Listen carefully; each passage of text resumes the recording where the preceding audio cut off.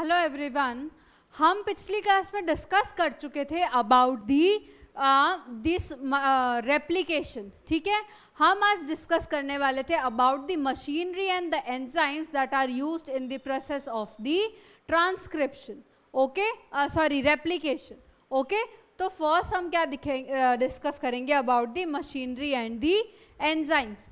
First जो discuss करेंगे वो होगा डीएनए डिपेंडेंट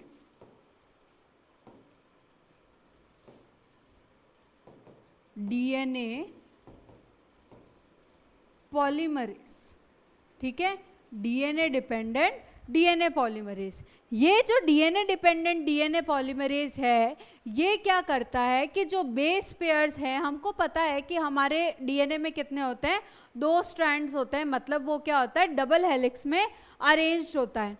ठीक है, अब जब वो डबल हेलिक्स में अरेंज होता है तो उसमें क्या होता है, वो अलग अलग होते हैं स्ट्रैंड्स. ठीक है, एक दूसरे से थोड़ा अलग होते हैं. और उसके बाद एक स्ट्रैंड क्या करता है, मतलब each strand acts as a template for the new strand formation. ठीक है, कॉम्प्लीमेंट्रिटी के बेस पे क्या करता है, ये फॉर्म होना चालू हो जाते हैं. ओके, तो ये फॉर्म होते कैसे हैं, इसको फॉर्म कराता है डीएनए डिपेंडेंट डीएनए पॉलीमरेज. ठीक है, वो जो बेस पेयर्स बनते हैं न्यू स्ट्रैंड्स पे, वो कौन बनाता है, डीएनए डिपेंडेंट डीएनए पॉलीमरेज. ठीक है, इस एंजाइम को क्या होना पड़ता है, बहुत ज़्यादा एक्यूरेट होता है, as I said in the last class. क्योंकि अगर ये थोड़ा सा भी चूका तो क्या होगा, सीधा म्यूटेशन होगा. ठीक है, तो सीधा क्या होगा, म्यूटेशन होगा. प्लस इसको ये डीएनए पॉलीमरेज क्या होता है, काफ़ी ज़्यादा फास्ट भी होता है. ठीक है, और होना भी पड़ता है क्योंकि जब डीएनए इतना मल्टीप्लाई करना है तो फास्ट तो होना ही पड़ेगा. लेकिन फास्ट के साथ साथ अगर कोई चीज़ है जो क्या होनी चाहिए, वो बिल्कुल एक्यूरेसी के साथ होनी चाहिए, ताकि क्या हो जाए, म्यूटेशंस ना हो. ओके, प्लस ये जो डीएनए डिपेंडेंट डीएनए पॉलीमरेज का जो काम है, जो बेस पेयर जनरेट करने का, जो बेस पेयर बनाने का, वो क्या होता है कि बहुत ज़्यादा एनर्जी कंज्यूमिंग प्रोसेस होता है. ठीक है, वो बहुत ज़्यादा क्या होता है, एनर्जी कंज्यूमिंग प्रोसेस होता है. ठीक है, ये जो एनर्जी कंज्यूमिंग प्रोसेस होता है, वहाँ से क्या होता है, गेम में एक और चीज़ आती है जो कि है हमारी deoxy nucleoside triphosphate. Deoxy nucleoside triphosphate. ठीक है, अब ये क्या होता है कि आप लोगों को पता है कि जो डीएनए होता है, ठीक है, वो क्या होता है, एक पॉलीन्यूक्लियोटाइड स्ट्रक्चर होता है. और न्यूक्लियोटाइड क्या होता है, nucleoside plus phosphate. Nucleoside plus phosphate. ठीक है, अब ये जो न्यूक्लियोसाइड प्लस फॉस्फेट है, ओके, तो ये तो क्या बन गया, हमारा न्यूक्लियोटाइड बन गया. ओके, बाकी क्या है इसमें, ट्राइफॉस्फेट है, मतलब 2 फॉस्फेट और हैं. ठीक है, तो इधर तो न्यूक्लियोसाइड पड़ा है, इधर अपन मान लेते हैं कि ट्राइफॉस्फेट है, 1 phosphate plus 2 phosphate plus 3 phosphate. ठीक है, ये फॉस्फेट यहाँ पे मैंने क्या कहा था कि जब एनर्जी इस गेम में आता है कि भाई ये जो प्रोसेस है वो क्या होता है, फास्ट होता है, एक्यूरेट होता है, ये होता है, वो होता है, तो अपन को इस सब के लिए क्या चाहिए, एनर्जी चाहिए. अपन को क्या चाहिए, एनर्जी चाहिए. ठीक है, अब ये एनर्जी अपन को कहाँ से मिलती है, इन डीएनटीपी से मिलती है. ठीक है, तो ये डीएनटीपी में क्या होता है, ये जो फॉस्फेट ग्रुप्स होते हैं, ठीक है, ये जो फॉस्फेट ग्रुप होते हैं, ये क्या होते हैं, हाई एनर्जी ग्रुप होते हैं. ये जो फॉस्फेट ग्रुप्स होते हैं, ये क्या होते हैं, बहुत हाई एनर्जी बॉन्ड्स होते हैं. ठीक है, ये जो फॉस्फेट बॉन्ड होते हैं, ये क्या होते हैं, बहुत हाई एनर्जी बॉन्ड होते हैं. तो जैसे इनका क्या होता है, ब्रेक डाउन होता है, ये क्या करते हैं, एनर्जी रिलीज करते हैं. ये क्या करते हैं, एनर्जी को रिलीज करते हैं. ठीक है, ये एनर्जी रिलीज होने से क्या होता है कि ये जो डीएनए पॉलीमरेज का जो एनर्जी कंज्यूमिंग काम था, इसका तो क्या हो गया, हमारा काम खत्म. ठीक है, उसको एनर्जी चाहिए थी, हमने उसको एनर्जी दे दी. अब ये जो न्यूक्लियोटाइड बचा, फॉस्फेट तो अपने काम आ गए एनर्जी प्रोसेस में, ठीक है। अब ये जो न्यूक्लियोटाइड बचा है ये क्या करता है, आगे फर्दर जाके नाइट्रोजन ये पेयर क्या हो जाता है, वहां पे अटैच हो जाता है, ठीक है। सपोज हमारा स्ट्रैंड था, टेम्पलेट स्ट्रैंड है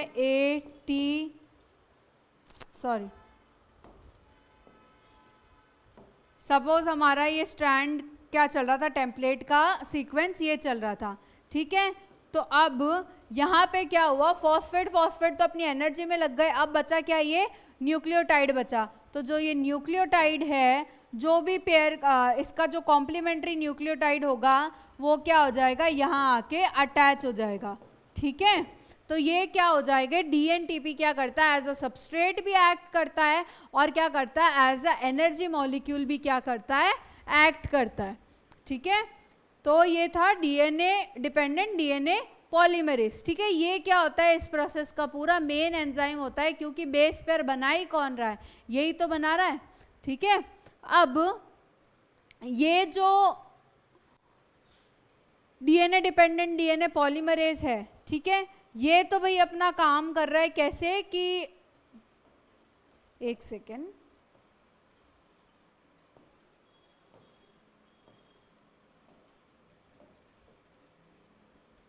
ये तो अपना काम कर दिया, ठीक है, डीएनटीपी। उसके बाद क्या है कि डीएनए डिपेंडेंट डीएनए पॉलीमरेज को अपना काम करने के लिए भी एक टेम्पलेट स्ट्रैंड चाहिए, ठीक है। इसको अपना काम करने के लिए क्या चाहिए, एक टेम्पलेट स्ट्रैंड चाहिए। तो टेम्पलेट स्ट्रैंड बनेगा कैसे, जब क्या होंगे, ये दो जो डबल हेलिक्स हैं, ठीक है, ये क्या है, जो ये डबल हेलिकल स्ट्रक्चर है वो क्या होगा, खुद से अलग होंगे, ठीक है। ये जो दो स्ट्रैंड्स है खुद से जब क्या होंगे, अलग होंगे एक दूसरे से, तब क्या होगा, एक डीएनए जो है वो टेम्पलेट की तरह एक्ट कर पाएगा ना।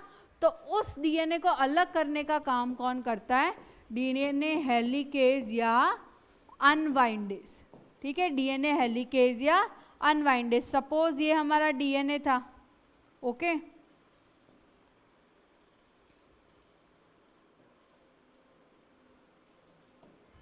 तो डीएनए हेलिकेज सपोज यहाँ पे एक्ट किया, ठीक है, डीएनए हेलिकेज सपोज यहाँ पे एक्ट किया और इतना डीएनए का क्या किया, इसने स्ट्रक्चर खोल दिया, इतना क्या कर दिया, इसकी वाइंडिंग इसने खोल दी। तो ये इसका एक्शन है कि ये क्या करता है, डीएनए को अनवाइंड करता है, ठीक है। लेकिन इतना लंबा डीएनए है कि हम उसको ना साथ सिंथेसाइज कर सकते हैं ना साथ खोल सकते हैं। इसलिए क्या होता है कि ये डीएनए हेलिकेज छोटे छोटे फ्रेगमेंट्स में क्या करता है, इनको अलग करता है, मतलब छोटे छोटे सेगमेंट्स को क्या करता है, अलग करते चलता है, ठीक है। ये जो सेगमेंट है जहाँ पे क्या हुआ है, डीएनए हेलिकेज ने एक्ट किया है, जहाँ से हाइड्रोजन बॉन्ड्स को तोड़ा है, ठीक है, जहाँ से डीएनए ऐसे हुआ है कि अपन क्या कर सके, यहाँ पे सिंथेसिस कर सके दूसरे न्यू डीएनए का, इस एरिया को अपन क्या बोलते हैं, रेप्लिकेशन फॉक, ठीक है। इस एरिया को अपन क्या कहते हैं, रेप्लिकेशन फॉक कहते हैं, ठीक है। अब ये क्या करता है कि यहाँ के जो हाइड्रोजन बॉन्ड्स हैं इन बेस पेयर्स के बीच में, उनको क्या कर देता है, ये तोड़ देता है, ठीक है, जिसकी वजह से ये स्ट्रैंड्स आपस में क्या हो जाते हैं, अलग हो जाते हैं एक दूसरे से, ओके। अब जो दूसरी चीज़ है वो ये है कि अगर तुम लोग इमेजिन करो कि कभी भी कोई रस्सी है, ठीक है, रस्सी क्या है, आपस में गुथी हुई है, पूरी आपस में उलझी हुई है, ऐसे बंधी हुई है, ठीक है। तो अगर आप एक नॉट को लूज करोगे, ठीक है, अगर आप एक नॉट को लूज करोगे, बीच में से आपने ऐसे उसको खींच के खोल दिया, तो आप ये समझ सकते हैं कि जो बाकी की इसके ऊपर और इसके नीचे की नॉट्स हैं वो क्या हो जाएंगी, थोड़ी छोटी हो जाएगी नॉर्मल साइज से।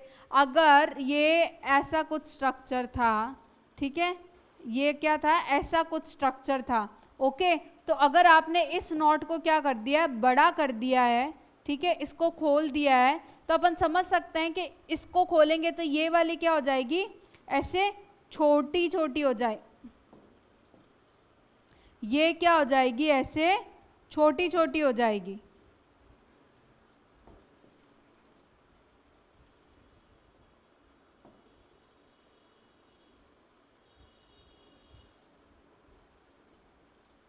बाकी क्या हो गई, छोटी सी हो गई, क्योंकि अपन ऐसे खोला ना तो बाकी नॉट्स तो छोटी होगी। आप इमेजिन कर पा रहे हो थोड़ा इसको।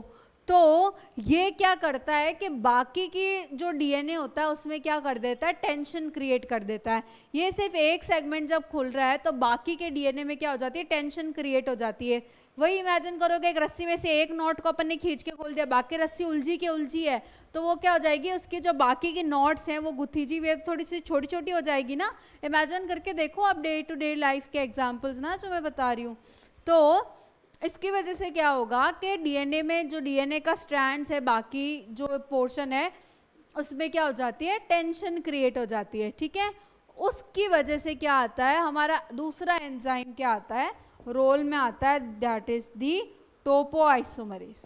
That is the topoisomerase. ठीक है, टोपोआइसोमरेज क्या करता है कि ये जो टेंशन आई है डीएनए में, ठीक है, उसको क्या करता है, वो नॉर्मलाइज करता है, उसके बाकी के स्ट्रक्चर को क्या कर देता है, डीएनए के रेप्लिकेशन फॉर्क की वजह से जो बाकी के स्ट्रक्चर में क्या आई होती है, टेंशन आई होती है, उसको ये जो टोपोमरेज है, टोपोआइसोमरेज है, वो क्या कर देता है, नॉर्मल कर देता है। ठीक है, तो इसलिए टोपोआइसोमरेज क्या कर रहा है, इस टेंशन को दूर कर रहा है। ठीक है, टोपोआइसोमरेज क्या कर रहा है, टेंशन को दूर कर रहा है। ठीक है, जो फिफ्थ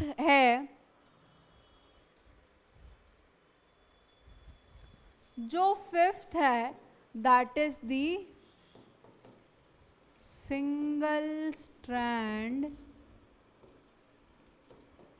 बाइंडिंग प्रोटीन।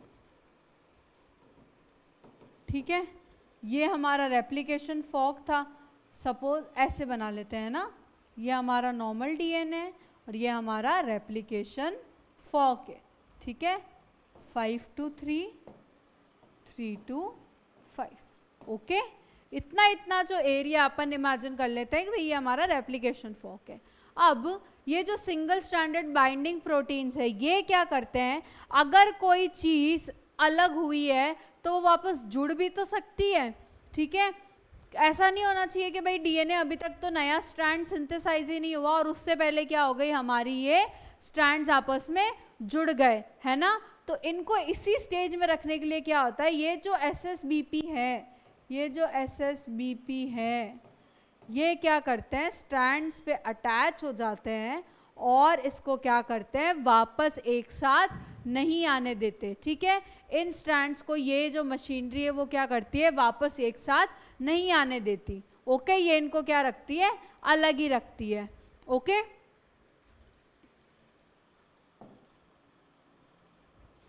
उसके बाद अब जो चीज़ है वो एक और चीज़ है कि जो डीएनए पॉलीमरेज है, ठीक है, जो डीएनए पॉलीमरेज है वो क्या होता है, कहीं से भी चालू नहीं हो जाता ये न्यू स्ट्रैंड का सिंथेसिस करना। ठीक है, कहीं से भी क्या होता है, वो चालू नहीं हो सकता कि भाई चलो यहाँ से डीएनए सिंथेसिस कर ले। उसके लिए क्या होती है, स्पेसिफिक साइट्स होती है। ठीक है, उसके लिए क्या होता है, स्पेसिफिक सीक्वेंस होता है, स्पेसिफिक साइट्स होती है, जहाँ से क्या करता है, डीएनए पॉलीमरेज एक्ट करना चालू करता है। ठीक है, उस साइट्स को क्या कहते हैं, ओरिजिन ऑफ रेप्लिकेशन या ओराई। ठीक है, या क्या अपन उनको कहते हैं, ओराई कहते हैं। उसके बाद जो दूसरी चीज़ है वो अपन डिस्कस करेंगे कि ये जो स्ट्रैंड्स का सिंथेसिस होता है, ठीक है, ये जो स्ट्रैंड्स का सिंथेसिस होता है वो किस डायरेक्शन में होता है, हमेशा 5 to 3। ठीक है, ये जो स्ट्रैंड्स का सिंथेसिस होता है वो हमेशा क्या होगा, 5 to 3 डायरेक्शन में होगा। मतलब कि जो 3 to 5 वाला है, ओके, इस पे तो क्या हो जाएगा, आसानी से काम हो जाएगा। ठीक है, इस पे तो क्या हो जाएगा, आसानी से काम हो जाएगा, क्योंकि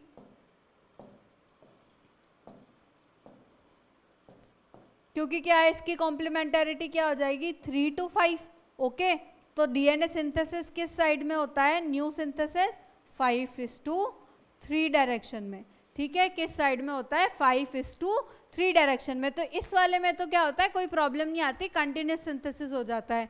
लेकिन जो ये स्ट्रैंड होता है जिसकी पोलैरिटी क्या है, 5 to 3 है, उसमें क्या आती है, जो डीएनए सिंथेसिस होता है, जो न्यू डीएनए का सिंथेसिस होता है, ठीक है, वो कैसे होता है, डिसकंटिन्यूस होता है। वो कैसे होता है, डिसकंटिन्यूस होता है।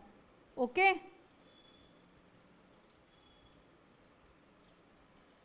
वो क्या होता है, प्रोसेस डिसकंटिन्यूस होता है।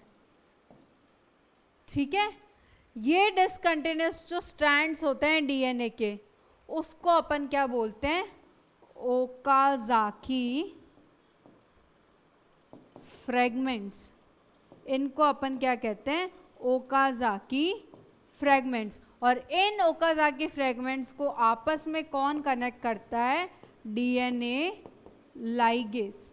इनको आपस में कौन कनेक्ट करता है, डीएनए लाइगेज कनेक्ट करता है। ठीक है, फिर फर्दर क्या होता है, ये भी जाके क्या हो जाता है, कंटिन्यूस हो जाता है, क्योंकि इन ओकाज़ाकी फ्रैगमेंट्स को कौन कनेक्ट कर देता है, डीएनए लाइगेज कनेक्ट कर देता है। ठीक है, डीएनए प्रोसेस को स्टार्ट होने के लिए एक स्पेसिफिक सीक्वेंस की यहाँ पे ज़रूरत होती है। ठीक है, जिसको अपन क्या बोलते हैं, प्राइमर बोलते हैं। ठीक है, जिसको अपन क्या बोलते हैं, प्राइमर बोलते हैं। और उसके बाद क्या होता है, डीएनए पॉलीमरेज अपना काम करना चालू करता है, अपना ये जो डीएनए बनाने का सिंथेसिस है वो क्या करता है, चालू करता है। ठीक है, ये प्रोसेस कंटिन्यूस किस लिए होता है, 5 to 3 डायरेक्शन में, क्योंकि यहाँ पे क्या होता है, एक प्राइमरी क्या होता है, कंटिन्यूसली पूरी स्ट्रैंड का सिंथेसिस करा सकता है।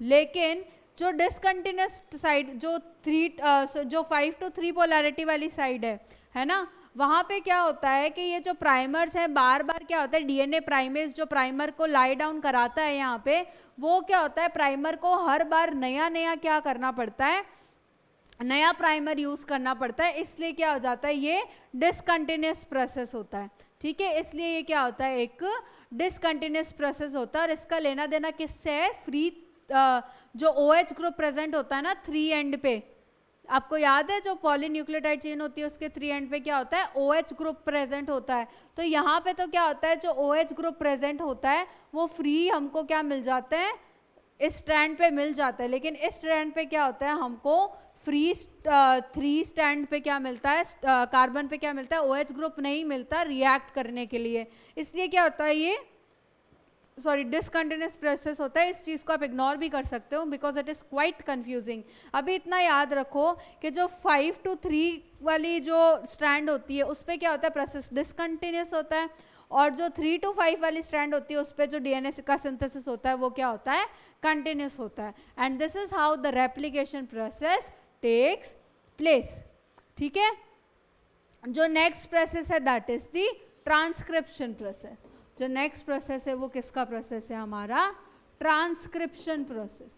ठीक है, ट्रांसक्रिप्शन हमको पता है कि क्या होता है कि जब डीएनए का जो कन्वर्जन होता है वो किस में, आरएनए में होता है, तो उसको अपन क्या कह देते हैं, ट्रांसक्रिप्शन बोल देते हैं। ठीक है, और अगर डेफिनेशन वाइज देखें तो क्या हो जाता है कि the कॉपिंग of the genetic information, the कॉपिंग of the genetic information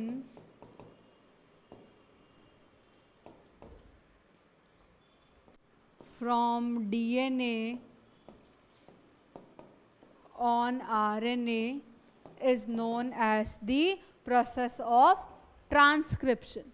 ठीक है, डीएनए जब आरएनए में कन्वर्ट होता है तो उस प्रोसेस को क्या बोल देते हैं, ट्रांसक्रिप्शन प्रोसेस कर देते हैं। ठीक है, ये ट्रांसक्रिप्शन का भी प्रोसेस जो है वो किस पे बेस्ड होता है, कॉम्प्लीमेंटैरिटी पे बेस्ड होता है। ठीक है, बेस्ड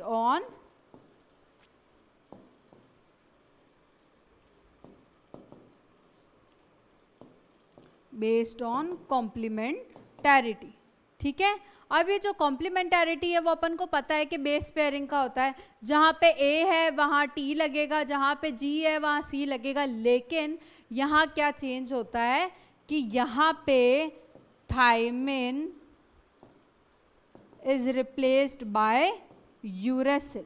यहाँ पे क्या होता है, thymine is replaced by the uracil. तो यहाँ पे अगर डीएनए के स्ट्रैंड पे अगर एडेनाइन है, ठीक है, तो जो आरएनए का स्ट्रैंड बनेगा यहाँ पे उस पे क्या होगा, इसकी जगह यूरेसिल लगेगा, ना कि थायमिन लगेगा। ठीक है, और जो एक बात है वो ये है कि जो ट्रांसक्रिप्शन का प्रोसेस होता है वो भी क्या होता है, डीएनए वाली चीज़ के साथ ही होता है कि भाई जो प्रोसेस है वो क्या होता है, एक साथ तो डीएनए के स्ट्रैंड पे पूरा नहीं हो सकता, ठीक है, वो क्या होता है एक सेगमेंट में होता है, ठीक है। ये जो ट्रांसक्रिप्शन का प्रोसेस है वो भी क्या होता है, डीएनए के एक सेगमेंट ऑफ डीएनए पे होता है प्रोसेस, ठीक है, और एक ही स्ट्रैंड पे होता है, ठीक है।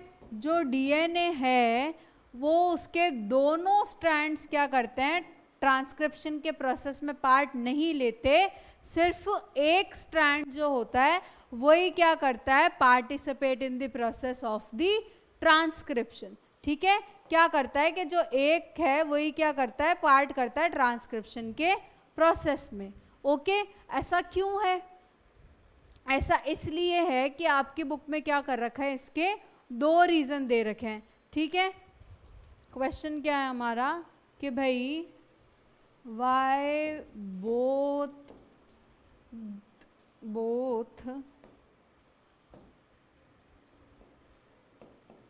the strands of DNA does not act as the template, ठीक है, for the RNA। तो उसका क्या जवाब है कि पहला पॉइंट तो ये है कि जब जो दोनों डीएनए है, ठीक है, जो दोनों आरएनए सिंथेसाइज होंगे, सपोज एक ये डीएनए है एक ये डीएनए, ओके, तो ये जो दोनों जो डीएनए हैं वो तो आपस में कॉम्प्लीमेंट्री है, कोई दिक्कत वाली बात नहीं है, लेकिन जो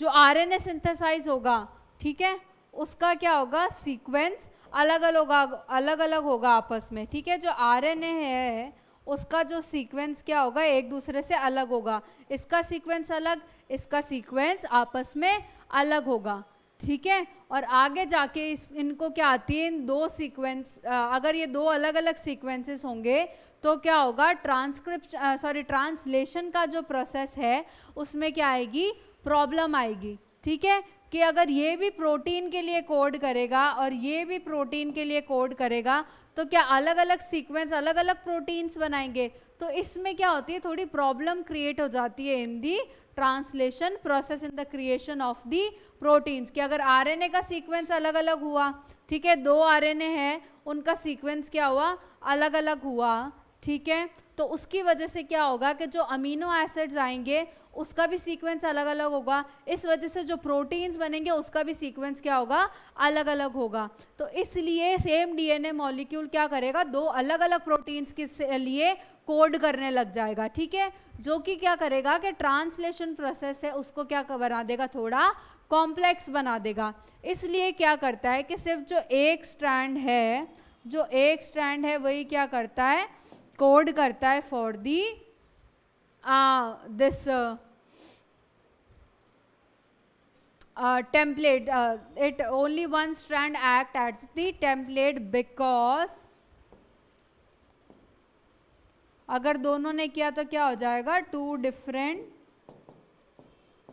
सीक्वेंसेस ऑफ दी आरएनए।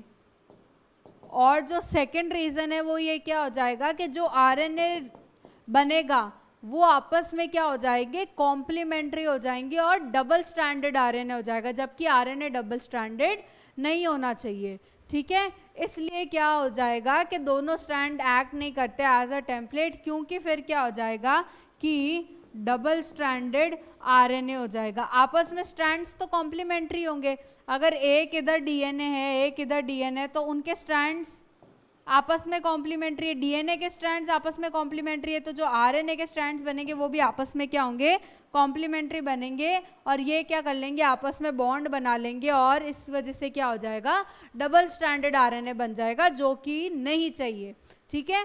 इसलिए कि ये क्या होता है, दो रीजंस होते हैं जिस वजह से क्या होता है, जो एक स्ट्रैंड है डीएनए का that only act as a template for the transcription, ठीक है। अब ये ट्रांसक्रिप्शन का क्या होता है, यूनिट होता है, ठीक है। ट्रांसक्रिप्शन के क्या होते हैं, यूनिट होते हैं, ट्रांसक्रिप्शन के 3 यूनिट होते हैं।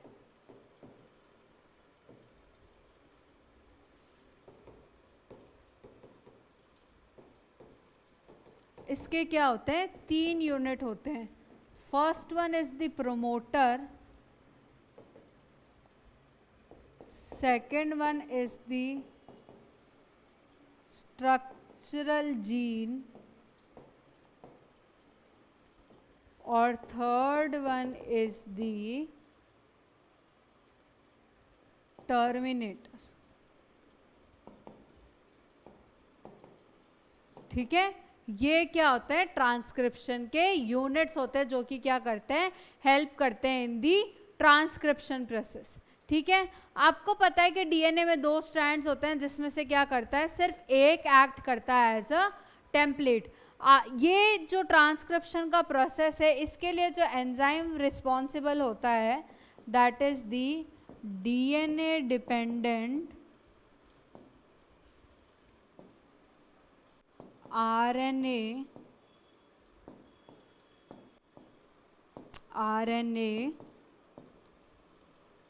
पॉलीमरेज. ठीक है, इसके लिए कौन सा एंजाइम रिस्पॉन्सिबल होता है, डीएनए डिपेंडेंट आरएनए पॉलीमरेज. ठीक है, यहाँ पे क्या हुई, डीएनए की 2 स्ट्रैंड्स हुई. दोनों को अलग कलर से बना देते हैं ना, एक हो जाएगा, या एक्चुअली ऐसे ही रहने देते हैं, एक ये एक ये. ठीक है, एक की पोलैरिटी हो जाएगी 5 to 3, एक की हो जाएगी 3 to 5. ठीक है, ये बन गए हमारे डीएनए के स्ट्रैंड्स. ओके, जैसे कि डीएनए डिपेंडेंट डीएनए पॉलीमरेज जो सिंथेसिस करता है वो किस डायरेक्शन में करता है, 5 to 3 डायरेक्शन में, वैसे ही ये भी जो आरएनए का सिंथेसिस करता है वो भी किस डायरेक्शन में करता है, 5' to 3' डायरेक्शन में करता है. ठीक है, तो अब अपन को इतना समझ में आ गया कि जो टेम्पलेट की तरह एक्ट करेगा वो कौन सा स्ट्रैंड होगा, ये वाला.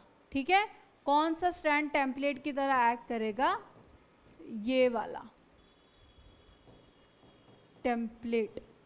ठीक है, और जो दूसरा वाला स्ट्रैंड है, ओके, वो क्या हो जाएगा कि वो वाला वेस्ट वाला स्ट्रैंड है, मतलब वो ट्रांसक्रिप्शन प्रोसेस में क्या करेगा, एक्ट नहीं करेगा एज अ टेम्पलेट. ठीक है, लेकिन फिर भी अपन इसको क्या नाम देते हैं, कोडिंग स्ट्रैंड. ठीक है, इसको क्या बोलते हैं, कोडिंग स्ट्रैंड, क्योंकि इसका जो कोड है, क्योंकि इसका जो सीक्वेंस है वो किससे सिमिलर है, आरएनए से. जो आरएनए बनेगा वो क्या बनेगा, स्ट्रैंड का कॉम्प्लीमेंट्री बनेगा. और ये वाला भी जो कोडिंग स्ट्रैंड भी जो है वो क्या है, इस टेम्पलेट का ही तो कॉम्प्लीमेंट्री है. उसमें सिर्फ एक ही तो चेंज होगा आरएनए और इस कोडिंग स्ट्रैंड में कि यहाँ थाइमीन है और यहाँ यूरेसिल होगा.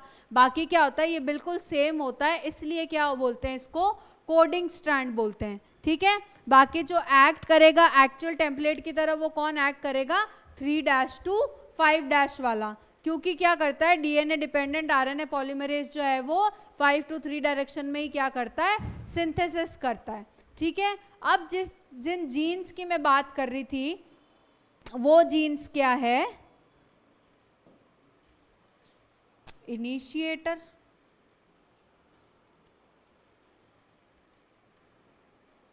स्ट्रक्चरल जीन और टर्मिनेटर.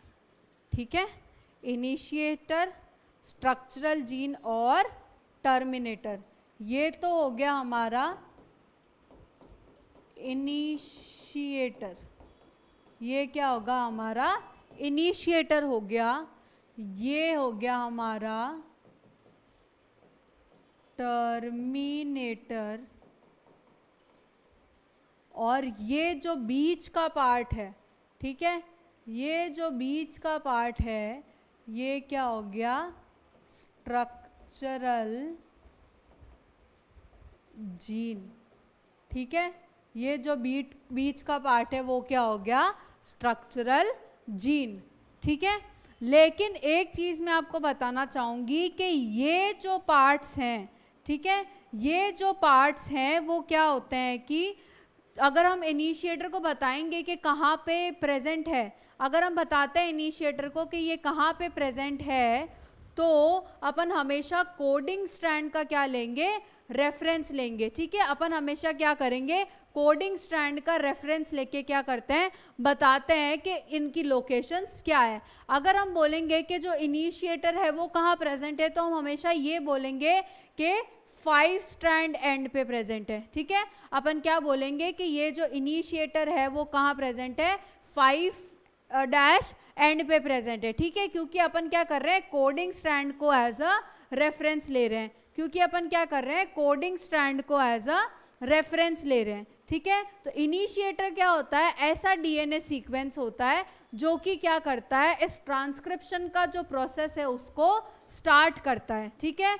जो डीएनए सीक्वेंस हमारे ट्रांसक्रिप्शन के प्रोसेस को क्या करता है, स्टार्ट करता है, उसको अपन क्या बोलते हैं, इनिशिएटर, ठीक है। और वो कहाँ प्रेजेंट होता है, 5 डैश एंड के कहाँ पे, कोडिंग स्ट्रैंड पे, ठीक है। कोडिंग स्ट्रैंड के 5 डैश एंड की तरफ क्या प्रेजेंट होता है, इनिशिएटर प्रेजेंट होता है, ठीक है। उसके बाद में क्या आता है, टर्मिनेटर आता है। उसके बाद में क्या आ जाएगा, हमारा टर्मिनेटर आ जाएगा। ये वो डीएनए सीक्वेंस है जहाँ पे क्या जाता है, हमारा ये जो ट्रांसक्रिप्शन प्रोसेस है, दिस टर्मिनेट्स और दिस एंड्स, ठीक है। वो प्रोसेस जहाँ पे क्या कर रहा है, हमारा ये जो ट्रांसक्रिप्शन प्रोसेस है ये एंड हो रहा है, उसको अपन क्या बोलते हैं, टर्मिनेटर बोलते हैं, ठीक है। और ये कहाँ पे प्रेजेंट होता है, हमारी कोडिंग स्ट्रैंड के 3 एंड पे प्रेजेंट होता है। ये कहाँ प्रेजेंट होता है, कोडिंग स्ट्रैंड के 3 डैश एंड पे प्रेजेंट होता है, ओके। हमेशा जब भी अपन इनका रेफरेंस बताएंगे, हमेशा ही वो कोडिंग स्ट्रैंड के रेफरेंस में ही होगा, ना कि टेम्पलेट के। जबकि टेम्पलेट चाहे कोड कर रहा हो, टेम्पलेट चाहे आरएनए को बना रहा हो, लेकिन जो भी रेफरेंसेस हम यूज करेंगे वो हमेशा और हमेशा कोडिंग स्ट्रैंड के रेफरेंस में होगा, ओके। अब ये जो बीच का स्ट्रक्चर है जिसको अपन क्या बोलते हैं, स्ट्रक्चरल जीन, ठीक है, जिसको अपन क्या बोलते हैं, स्ट्रक्चरल जीन बोलते हैं, ठीक है। ये क्या करता है, एक्चुअल वो सीक्वेंस होता है जो कि क्या करता है, आरएनए के लिए कोड करता है। This is the actual sequence, जो स्ट्रक्चरल जीन वाला पार्ट है, जो क्या कर रहा है, हमारे एक्चुअल आरएनए के लिए क्या करता है, कोड करता है, ओके। तो इनिशिएटर से क्या होता है, ये हमारा आरएनए सिंथेसाइज होना चालू होता है और टर्मिनेटर पे जाके क्या हो जाता है, खत्म हो जाता है। और सिंथेसिस किस एंड में हो जाएगा, 5 डैश टू 3 डैश। इसलिए मैंने आपको बताया था कि इसको कोडिंग स्ट्रैंड क्यों बोलते हैं, क्योंकि इसका जो सीक्वेंस है, it's sequence is equal to that of the coding strand, okay. The only difference is the thymine is present in the DNA and the uracil is present in the coding, this RNA, okay. तो ये इस difference के अलावा क्या होता है, ये same होते हैं, इसलिए अपन इसको कोडिंग स्ट्रैंड की तरह रेफर करते हैं, ओके। और जो टेम्पलेट है उसको तो अपन टेम्पलेट बोल इसलिए रहे हैं क्योंकि ये क्या है, हमारा बेस है नए आरएनए के सिंथेसिस के लिए, ठीक है। अब इसी के लिए क्या होता है कि जो एंजाइम रिस्पॉन्सिबल होते हैं, ठीक है, जो जीन्स रिस्पॉन्सिबल होते हैं इस प्रोसेस के लिए, ओके, इस सारे प्रोसेस के लिए, उसको अपन क्या बोल देते हैं कि जैसे जो हमारे जीन्स है जो इन सब के लिए कोड कर रहे हैं, ओके, वो क्या होते हैं, हमारा basically functional unit of inheritance है। जो हमारे जीन्स है जो प्रेजेंट है, जो एंड में क्या कर रहे हैं, ये इंफॉर्मेशन को एक जनरेशन से दूसरे जनरेशन तक लेके जा रहे हैं, वो बेसिकली क्या है, हमारे functional unit of this inheritance, ठीक है। अभी तक तो क्या है कि यही कंफ्यूजन है कि जीन्स तो जीन्स है लेकिन कहाँ प्रेजेंट है ये नहीं पता। तो बेसिकली अपन क्या मान के चलते हैं कि जो हमारे जीन्स है वो कहाँ प्रेजेंट होते हैं, डीएनए पे प्रेजेंट होते हैं, ठीक है। और जीन्स का भी अगर अपन एक फंक्शनल यूनिट कह सकते हैं तो वील से इट एज दी सिस्ट्रॉन, ठीक है। अपन उसको क्या बोलेंगे, सिस्ट्रॉन बोलेंगे। या अगर नॉर्मल एक डेफिनेशन के हिसाब से बोले तो ये वो डीएनए का सेगमेंट है, ठीक है, ये वो डीएनए का सेगमेंट है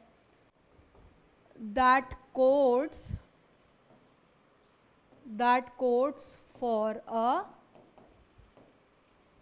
पॉलीपेप्टाइड, मतलब एक बेसिकली क्या कर रहा है, एक प्रोटीन को बनाने में हेल्प कर रहा है, ठीक है। ये सिस्ट्रॉन भी क्या होते हैं, दो तरह के हो जाते हैं। वन इज दी मोनोसिस्ट्रॉन, ओके, जो कि क्या कर रहा है, सिर्फ एक प्रोटीन के लिए कोड करता है, और ये कहाँ प्रेजेंट होते हैं, यूकैरियोट्स में, ये कहाँ प्रेजेंट होता है, यूकैरियोट्स में। और दूसरा जो है वो पॉलीसिस्ट्रॉन है, जो कि किसके लिए कोड करता है, बैक्टीरिया के लिए। ठीक है,